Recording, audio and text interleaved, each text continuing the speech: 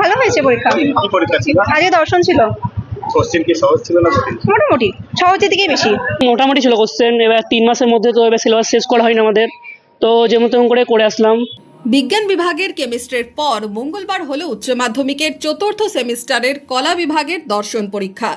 যুক্তিবিজ্ঞান, পাশ্চাত্য দর্শন, ভারতীয় দর্শন সব মিলিয়ে কেমন হলো দর্শনের প্রশ্নপত্র? বহরমপুরে গোড়াবাজার আইসিআই পরীক্ষা শেষে কি জানালো পরীক্ষার্থীরা? ভীষণ ভালো হয়েছে পরীক্ষা। যা পড়েছিলাম সবই কমন এসছে, ভালোই দিয়েছি। অন্য দিনকার থেকে আজকে ভালো দিয়েছি। কোশ্চেন কি সহজ ছিল? একদম একদম একদম। গত বছরের তুলনায় কি বছর? হ্যাঁ হ্যাঁ হ্যাঁ একদম। এবারকার মানে ইতিহাস পরীক্ষা, বাংলা পরীক্ষা সব থেকে আজকের পরীক্ষাটা আমার ভীষণ ভালো হয়েছে।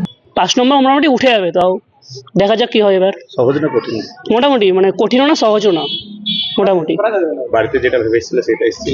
মোটামুটি এসছে, ইউটিউব চ্যানেল থেকে এসছি, আবার প্রাইভেটে সাজেশন এসেছিল, ম্যামেরা এসেছিল, মোটামুটি করে এসছি। ফেল করবো সেরকম না, পাস হয়ে যাবো মোটামুটি। দর্শন পরীক্ষা সাধারণত যুক্তিভিত্তিক ও বিশ্লেষণাত্মক, যেখানে মুখস্থ করার চেয়ে মূল তত্ত্ব বোঝা বেশি প্রয়োজন। লজিক বা যুক্তিবিজ্ঞান অংশে অঙ্কের মতো পূর্ণ নম্বর পাওয়া সম্ভব। এবছর পরীক্ষার্থীদের মধ্যেও প্রশ্ন নিয়ে উঠে এলো মিশ্র প্রতিক্রিয়া। আগামী 27 তারিখ শেষ হচ্ছে উচ্চ মাধ্যমিক, যদিও বিজ্ঞান বিভাগের পরীক্ষা শেষ হয়েছে সোমবার। এবছর উচ্চ মাধ্যমিক পরীক্ষা শুরু হয় 12ই ফেব্রুয়ারি থেকে। বহরমপুর থেকে রামচন্দ্র বিশ্বাসের রিপোর্ট, ইমাজিন কমিউনিটি মিডিয়া।